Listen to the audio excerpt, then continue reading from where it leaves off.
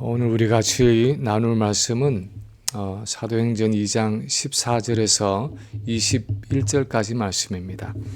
제가 봉독합니다. 베드로가 11사도와 함께 서서 소리를 높이 이르되 유대인들과 예루살렘에 사는 모든 사람들아, 이 일을 너희로 알게 할 것이니 내 말에 귀를 기울이라.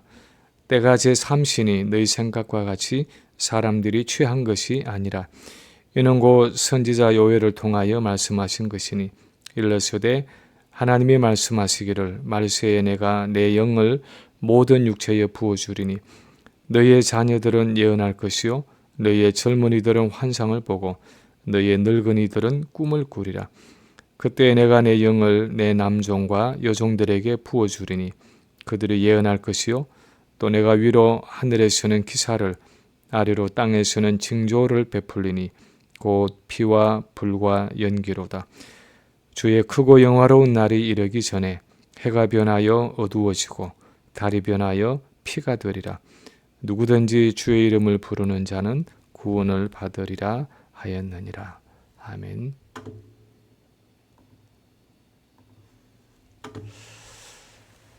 어, 1912년 4월 14일 밤 11시 40분경에 영국에서 프랑스를 거쳐서 미국 뉴욕항으로 오기 위해서 2200명의 승객을 싣고 대서양을 항해하던 타이타닉호가 어둠 속에서 빙산에 부딪혔습니다.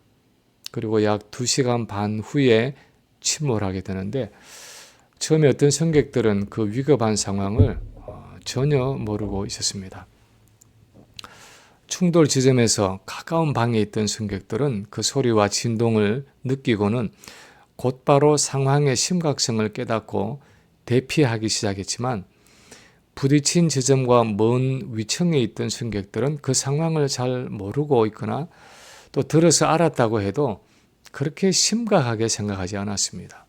이렇게 큰 배가 설마 가라앉겠나 하는 안일한 생각을 가지고 있다가 뒤늦게야 상황이 얼마나 위급한지를 깨달았습니다. 이 사고로 2200명의 승객들 중에서 약 1500명가량이 목숨을 잃었습니다. 내 주변에서 어떤 일이 일어나고 있는지를 정확하게 안다 하는 것이 얼마나 중요한지 모릅니다. 2200명의 승객을 태우고 있는 거대한 배 안에서 겉으로 보기에는 배가 여전히 문제없이 앞으로 가고 있는 것 같지만 실상은 시간의 문제일 뿐 조만간에 침몰할 것이라는 사실을 아는 것이 중요하듯이 오늘날 수십억의 인구를 태우고 있는 이 시대와 환경도 겉으로 보기에는 별 문제가 없는 듯이 보일는지 모르지만 실상은 모든 것이 끝나는 어떤 종착점을 향해서 가고 있다 하는 사실을 아는 것이 얼마나 중요한지 모릅니다. 왜냐하면 그래야 내가 보내고 있는 이 시간의 의미가 무엇인지, 이 남아있는 시간으로 내가 무엇을 해야 하는지, 내 삶의 방향과 목적이 분명해지기 때문입니다. 성경은 여러 곳에서 우리 인류가 살아가고 있는 이 시대의 의미가 무엇인지를 말씀해 주고 있습니다. 특히 구속사의 여러 사건들을 통해서 우리가 하나님의 역사의 어느 시점을 통과하고 있는지를 말해주고 있는데 그런 중요한 사건 중에 하나가 바로 오순절 성령 강림 사건입니다. 오순절은 그냥 단순히 성령이 오셨다 하는 정도가 아니라 시대를 나누는 분기점이었습니다. 2000여 년 전 오순절에 성령이 이 땅에 오셨다 하는 것은 구속사적으로 볼 때 인류가 전과는 다른 어떤 새로운 시대에 진입했다는 것을 보여줍니다. 그래서 오늘 본문을 통해서 우리는 이 오순절 사건이 우리 인류에게 어떤 시대를 가져왔는지를 함께 나누어 보기를 원합니다. 첫째로 이 오순절 사건을 통해서 구속사의 마지막 단계가 시작되었습니다. 이 오순절 사건을 통해서 소위 말세라고 말하는 구속사의 마지막 단계가 시작되었습니다. 베드로가 사도들 가운데서 앞으로 나와서 거기 모여 들어있는 무리들에게 요엘서를 인용해서 설교하면서 17절에 보면 하나님이 말씀하시기를 말세에 내가 내 영으로 모든 육체에 부어주리니 하고 말하고 있는데, 우리는 먼저 이 말세에라는 단어를 주목할 필요가 있습니다.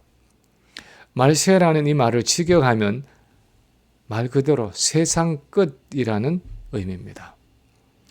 우리는 흔히 무언가 악하고 극단적인 일들이 일어나면 이제는 정말 말세야 말세 하고 혀를 차면서 말합니다. 예를 들어서 한 10년 전에 미국의 대법원이 동성결혼을 합법화해서 이제 남자와 남자가 결혼할 수 있고 여자와 여자가 결혼해서 부부가 될 수 있다 하는 판결을 내렸을 때 이제는 정말 말세가 되었구나 하는 생각을 한 적이 있습니다.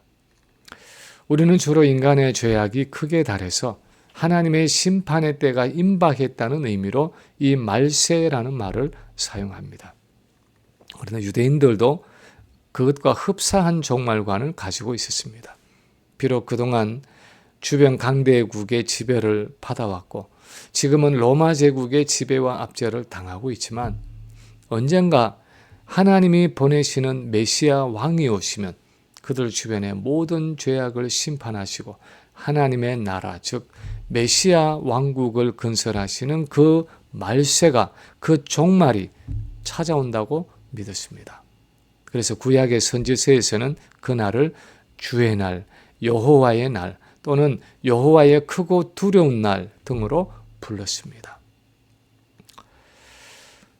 불교나 힌두교에서 가지고 있는 동양의 윤회 사상을 보면 역사라는 것은 끝없이 반복된다고 생각합니다. 예를 들어서 어떤 사람이 업보에 따라서 다음 생에는 무슨 동물로 태어날 수도 있고 또 그 다음 생에는 어떤 곤충으로 태어날 수도 있습니다. 어떤 식으로든 역사는 계속해서 반복되고 인간의 영급이라는 오랜 시간 동안 죽었다가 다른 몸을 가지고 계속해서 태어나고 죽어갑니다. 그런가 하면 서양은 주로 진보적인 역사관을 가지고 있습니다. 인류의 역사는 점진적으로 발전하고 진보되어 간다는 것입니다. 지금 우리가 주변에서 보는 것처럼 과학기술의 발전, 사회제도의 변화, 문화와 문명의 성취들을 통해서 인간은 점점 더 진보하고 발전된 사회로 나아간다는 것입니다. 요즘 의학의 발전이나 우주과학기술, 인공지능의 개발 등 여러 신기술들을 통해서 사람들은 마치 인류가 영원히 살아갈 것처럼 생각합니다. 그런데 성경이 가지고 있는 세계관은 그렇지 않습니다. 성경의 가르침을 따르면 하나님이 이 세상을 창조함으로 범죄했고 지금까지 이 구속의 역사를 진행해 오셨는데 이 구원의 역사가 끝나면 역사의 종말이 오고 하나님의 심판이 따른다는 것입니다. 그래서 히브리서 9장 27, 28절에 보면 한번 죽는 것은 사람에게 정해진 것이요 그 후에는 심판이 있으리니 이와 같이 그리스도도 많은 사람의 죄를 담당하시려고 단번에 들으신 바 되셨고 구원에 이르게 하기 위하여 죄와 상관없이 자기를 바라는 자들에게 두 번째 나타나시리라 하고 기록하고 있습니다. 구원의 완성을 위해서 예수님이 두 번째 나타나시는 재림의 날이 있고 그 이후에는 마지막 심판이 있다는 것입니다. 역사에는 반드시 끝이 있다는 것입니다. 그런데 오늘 본문에서 베드로가 하나님의 구속사의 마지막 단계가 되는 말세가 그 역사의 종말이 이 오순절 성령 강림 사건을 통해서 시작되었다는 것입니다. 이 오순절 성령의 강림은 말세라는 하나님의 구속사의 마지막 단계에 돌입했음을 알리는 신호탄이라는 것입니다. 그동안 워낙 이단적인 종말론을 주장해온 사람들이 많았기 때문에 종말을 말하면 뭔가 색안경부터 끼고 보는 경우가 많습니다. 그러나 누가 뭐라고 이야기해도 성경이 말하고 있는 역사관으로 보면 종말이 곧 다가온다, 조만간에 올 것이다 하는 정도가 아니라 종말은 이미 시작되었다 하는 것입니다.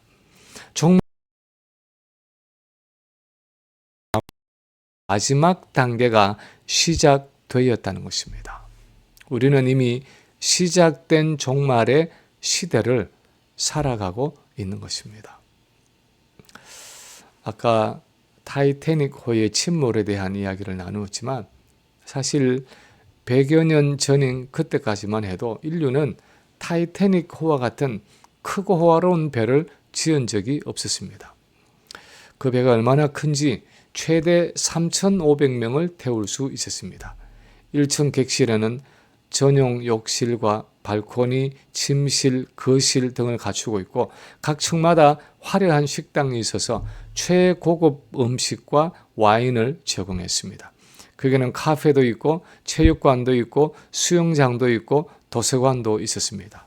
각 층을 연결하는 엘리베이터도 있었습니다. 아마 요즘 우리가 말하는 크루즈 배쯤으로 생각하면 될 것입니다.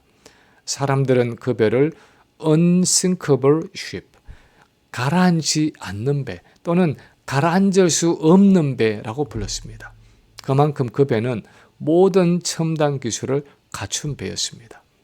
그런데 그렇게 견고하고 크고 화려한 배가 빙산에 부딪히고 나서 단 2시간 반 만에 완전히 가라앉고 말았습니다. 많은 사람들이 오늘날 인류 문명을 그런 타이타닉 배처럼 대단하게 생각합니다. 얼마 전까지는 100세 시대라는 말을 들었는데 요즘은 조만간에 인류는 120세까지는 넉넉하게 살게 될 것이라고 말합니다. 인공지능의 발달이나 유전자 공학의 발전으로 이제는 노화를 가져오는 인간의 유전자를 편집해서 젊음을 유지할 수 있게 하고 인간의 두뇌와 컴퓨터를 연결해서 육체가 노쇠해서 못 쓰게 되면 두뇌의 내용만 따로 저장해서 다른 몸속으로 옮겨서 영원히 살 수 있다고 말합니다. 만약에 지구에 문제가 생기면 화성으로 이주할 계획까지 가지고 우주 여행을 도전하고 있습니다. 오늘날 많은 사람들이 인간이 영원히 살고 역사는 끊임없이 계속될 것처럼 생각합니다. 그러나 그것은 성경이 가르치는 기독교적인 역사관과는 상충되는 것입니다. 성경은 창조, 타락, 구속, 심판이라는 직선적인 역사를 가르치고 있고 예수님의 십자가 죽음과 그 열매를 가지고 오신 오순절 성령의 강림이라는 사건을 통해서 이제는 그 구속사의 완성이라는 마지막 단계로 접어들었다고 가르치고 있습니다. 두 번째로 오늘 본문을 통해서 알 수 있는 것은 이 오순절 사건을 통해서 전에 없이 하나님을 친밀하게 아는 시대가 열렸다는 것입니다. 오순절 성령 강림 사건을 통해서 전에 없이 하나님을 친밀하게 알게 되었다는 것입니다. 오늘 우리가 읽은 베드로의 설교에서 가장 핵심적인 내용은 말세에 주실 것이라고 약속하신 그 성령이 예수를 믿는 모든 성도들에게 부어졌다 하는 사실일 것입니다. 17, 18절에 보면 하나님이 말씀하시기를 말세에 내가 내 영을 모든 육체에 부어주리니 너희의 자녀들은 예언할 것이요 너희의 젊은이들은 환상을 보고 너희의 늙은이들은 꿈을 꾸리라. 그때 내가 내 영을 내 남종과 여종들에게 부어주리니 그들이 예언할 것이요 하고 설교하고 있습니다. 이 구절에서 가장 중요한 한 단어를 뽑으라면 아마도 모든이라는 단어일 것입니다. 왜냐하면 구약시대는 이 성령이 결코 모든 하나님의 백성들에게 주어지지 않았기 때문입니다. 모든 민족에게는 더더욱이 주어지지 않았습니다. 구약 시대는 기름 부음을 받는 특정한 사람들이 있었습니다. 왕이나 제사장이나 선지자들을 세울 때 머리에 기름을 부었습니다. 이것은 그들이 하나님이 주시는 특별한 사역을 위해서 성별되었다 하는 의미였고, 그래서 그 사역을 감당할 수 있도록 하나님이 그에게 성령과 능력을 부으신다는 의미였습니다. 일반 백성들에게는, 이방인들에게는 하나님의 거룩한 성령이 부어질 수가 없었습니다.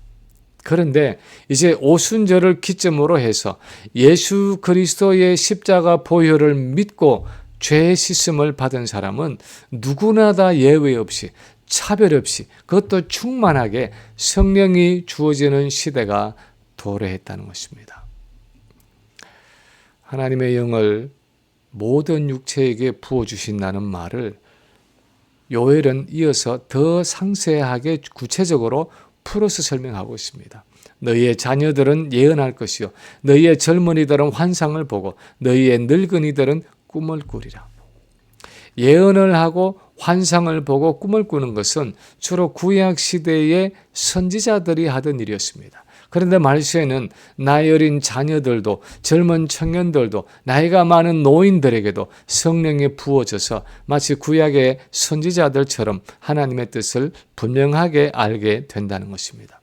그리고 남자에게도 여자에게도 심지어 비천한 종들에게도 예수를 믿기만 하면 차별이 없이 성령이 부어진다는 것입니다. 요즘 우리말로 하면 남녀노소 빈부 귀천 할 것 없이 예수를 주로 영접한 모든 성도들에게 구약의 선지자들에게나 가능했던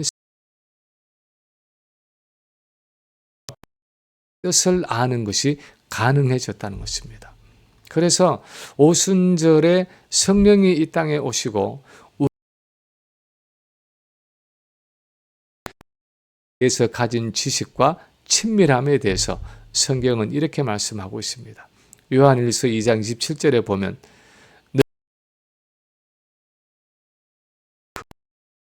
아무도 너희를 가르칠 필요가 없고 오직 그의 기름 부음이 모든 것을 너희에게 가르치고 그대로 주 안에 거하라. 오순절에 예수님이 우리 성도들을 그분의 성령으로 기름 부어주셨기 때문에 우리가 이제는 그 누구의 가르침을 통해서가 아니라 내재하시는 성령을 통해 하나님을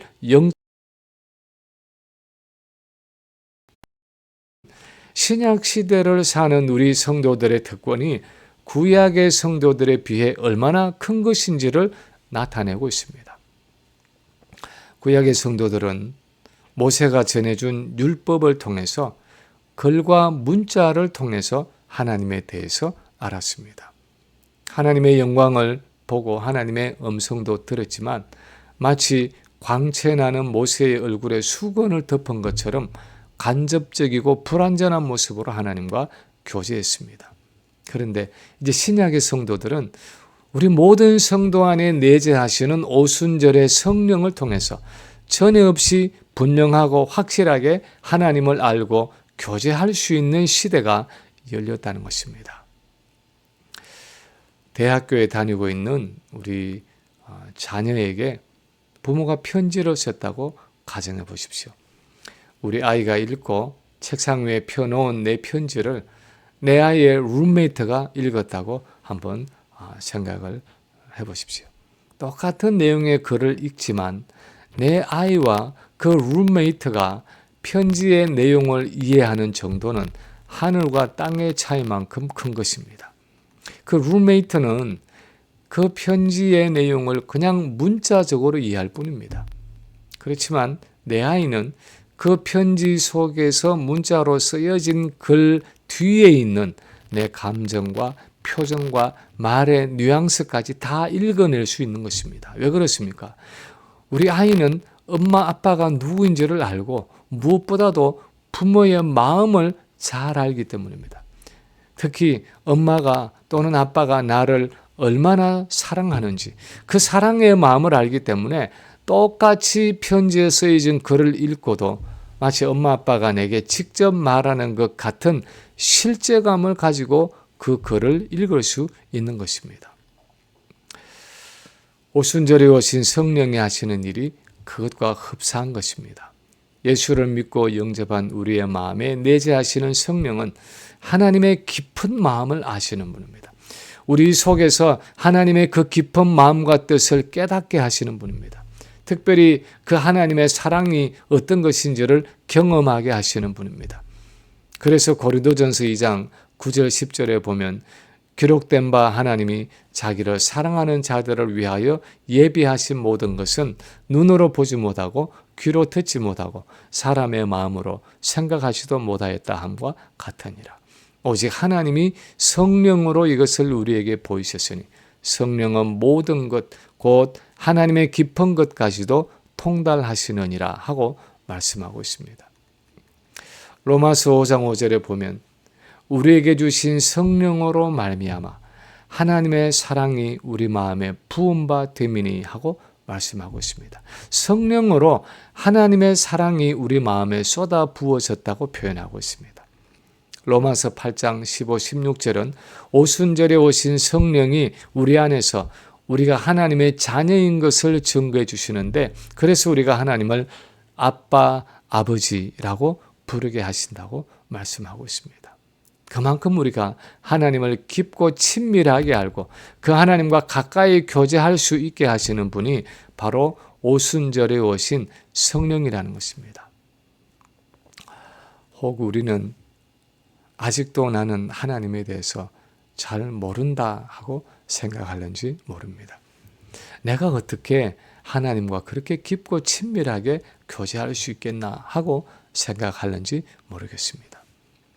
목사님이나 이 선교사님들이라면 몰라도 나는 그렇게 하나님을 친밀하게 알 수도 없고 나는 그냥 그분들이 해주는 말이나 듣고 교회 나가서 헌금이나 봉사나 열심히 하면 된다 하고 생각하는지 모릅니다. 사실 오늘날 캐토릭 교회는 아직도 그런 구약적인 교리를 가지고 사제와 일반 성도를 구분해 놓고 있습니다. 그런데 오늘 본문에서 베드로가 설교하는 것은 오순절에 성령이 오신 구약의 선지자와 같고 제사장과 같고 왕과 같은 특권을 가지고 하나님 앞에 나와 깊고 친밀하게 교제할 수 있는 새로운 시대가 열렸다는 것입니다. 내 안에 성령이 내재하신다고 믿는다면 그 사실을 알아야 한다는 것입니다.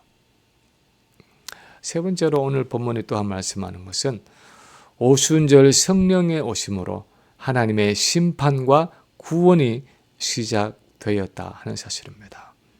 성령의 오심으로 하나님의 심판과 구원이 시작됐다는 것입니다. 오늘 본문 19절 20절에 보면 베드로가 인용하는 요엘서에 이렇게 기록하고 있습니다. 또 내가 위로 하늘에서는 기사를 아래로 땅에서는 징조를 베풀리니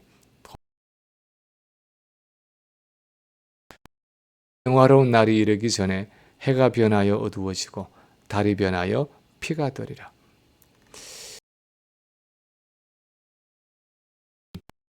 그래서 전형적으로 멸망과 심판을 상징하는 이미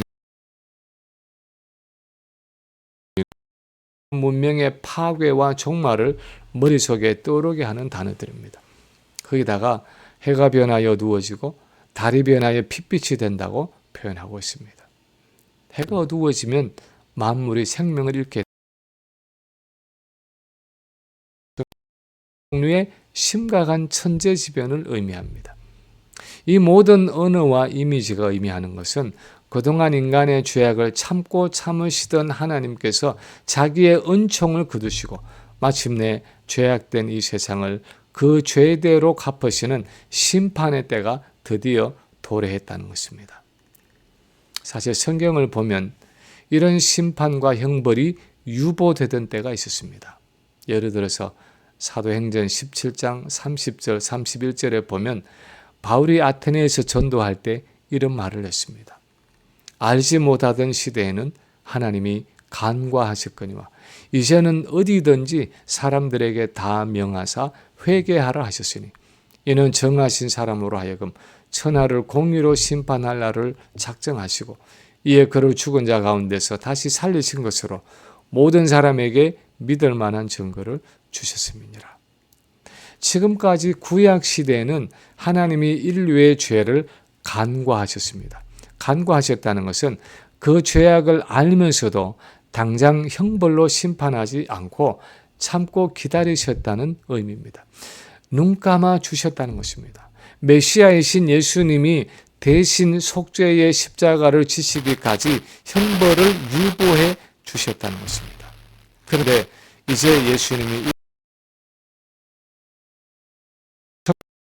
대속의 열매를 가지고 이 땅에 오셨기 때문에 누구든지 자신이 죄인임을 인정하고 예수님이 주시는 사죄의 은총을 받아들이는 그 사람은 구원을 얻고 그것을 부인하고 거부하는 사람은 이제 마땅히 받아야 할 형벌과 심판.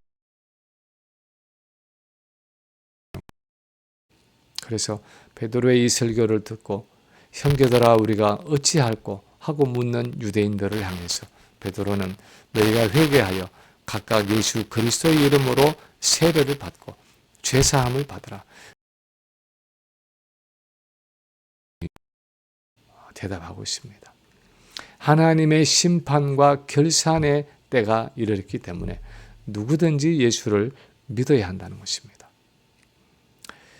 이 마지막 심판과 구원의 때를 예수님은 다른 말로 곡식이 휘어져서 추수하게 된 시대라고 표현하고 계십니다.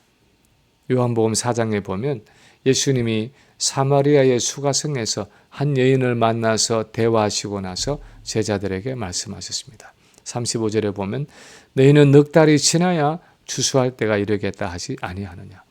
그러나 나는 너희에게 이르노니 너희 눈을 들어 밭을 보라 휘어져 추수하게 되었도다.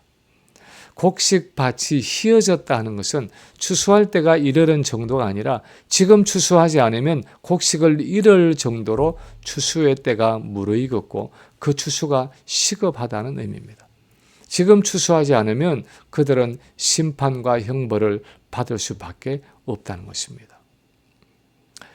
그 당시의 종교 지도자들이나 제자들은 임박한 하나님의 심판 앞에서 휘어져서 추수하게 된 그 영혼들을 바라보지 못했습니다. 그들은 하나님의 심판과 이방인의 구원이 사마리아를 포함한 온 인류에게 시작되는 그 말세, 그 종말의 때가 이르렀다는 것을 깨닫지 못했습니다. 그런데 주님이 십자가를 지시고 그 예수님의 구속 사역의 열매를 적용하시는 오순절 성령이 이 땅에 오셨을 때 온 인류의 심판과 구원이 시작되었고 그 휘어진 밭에 영혼의 추수가 시작되었다는 것입니다. 그런데 이런 마지막 영혼 추수의 때에 우리 그리스도인들은 성령을 통해서 마치 구약의 선지자들처럼 하나님을 친밀하게 아는 지식을 가지고 살아가고 있는 것입니다. 마치 구약의 선지자들이 하나님의 성령이 임해서 예언을 하고 꿈을 꾸고 또 환상을 봄으로 하나님의 뜻을 분명히 알게 되고 그 깨달은 말씀을 하나님의 대무지한 백성들에게 전했듯이 오늘날 우리 그리스도인들은 오순절에 성령이 부어져서 하나님의 뜻을 전에 없이 분명하게 깨닫게 되고 그것을 온 세상에 온 열방에 전할 수 있는 사람들이 되었다는 것입니다. 참 대조적이고 역설적인 상황이지만 이렇게 하나님의 심판과 형벌이 시작된 이 구속사의 마지막 때에 지금 우리는 전에 없던 하나님에 대한 분명한 지식과 특권으로 그분과 가깝고 친밀하게 교제하고 있다는 것입니다. 최근에 오랫동안 기독교 문화 사역을 하시는 어느 분의 온라인 강의를 듣는 중에 새로운 도전을 받은 한 깨달음이 있었습니다. 파수꾼이라는 단어를 정의하면서 이분이 이렇게 설명을 했습니다. 파수꾼은 성벽의 높은 곳에 있는 파수대에 서서 성 밖을 내다보는 특권을 가진 사람이다 하고 정의를 했습니다. 성 안에 있는 사람들이 결코 볼 수 없는 높은 곳에서 몰려오는 적군과 그로 인한 위기를 볼 수 있는 위치에 서 있기 때문에 파수꾼은 남들이 가지지 않은 특권과 기회를 가지고 성 밖에서 적군이 다가오는 사실을, 위기가 다가오고 있다는 사실을 성 안의 사람들에게 반드시 알려야 할 책임과 의무가 있다는 것입니다. 저는 그 파수꾼의 정의를 듣고 저 자신을 생각했습니다. 저 자신을 비롯해서 우리 신약의 성도들이 가지고 있는 이 엄청난 기회와 특권을 생각했습니다. 오순절에 성령이 우리에게 오셔서 우리 안에 내재하시고 하나님의 마음을 알게 하시고 특히 우리를 위해 자기 아들을 내어주신 그 하나님의 사랑을 알게 하시고 사도들도 가지고 있지 않았던 66권의 완성된 성경을 우리에게 주셔서 하나님의 뜻과 그분의 구원의 계획을 세밀하게 알게 하시고 날마다 성령과 성경을 통해 인도하심을 받는 이런 축복과 특권을 누리게 하셨는데 우리는 이 시대의 사람들에게, 이 지역의 사람들에게 그들이 보지 못하고 그들이 알지 못하고 있는 그 임박한 심판과 형벌에 대해서 반드시 알려야 할 책임과 의무가 있지 않은가? 우리가 그들에게 가서 알리지 않으면 과연 누가 그것을 그들에게 알릴 것인가 하는 생각을 하게 되었습니다. 그래서 에스겔서 33장 8절에 보면 이르기를 악인아 너는 반드시 죽으리라 하였다 하자 네가 그 악인에게 말로 경고하여 그의 길에서 떠나게 하지 아니하면 그 악인은 자기 죄악으로 말미암아 죽으리니와 내가 그의 피를 내 손에서 찾으리라. 이제 말씀을 마칩니다. 오순절 이후에 우리는 그 전과는 다르다. 성령이 오심으로 말세가 시작되었고 우리는 구속사의 마지막 단계인 종말을 살아가고 있습니다. 그리고 그 성령의 내절을 통해서 과거의 그 어느 때보다도 친밀하고 분명하게 하나님과 교제할 수 있는 시대를 살아가고 있습니다. 그리고 온 인류를 향한 심판과 구원의 시대를 맞아서 선지자적인 사명을 가지고 무지하고 죄악된 이 세상 속에서 살아가고 있습니다. 바라기는 이 오순절 성령이 가지고 온 시대적인 변화를 바로 알고 이 시대의 선지자적인 사명을 잘 감당하는 우리 모든 성도들이 되시기를 주님의 이름으로 간절히 축원합니다.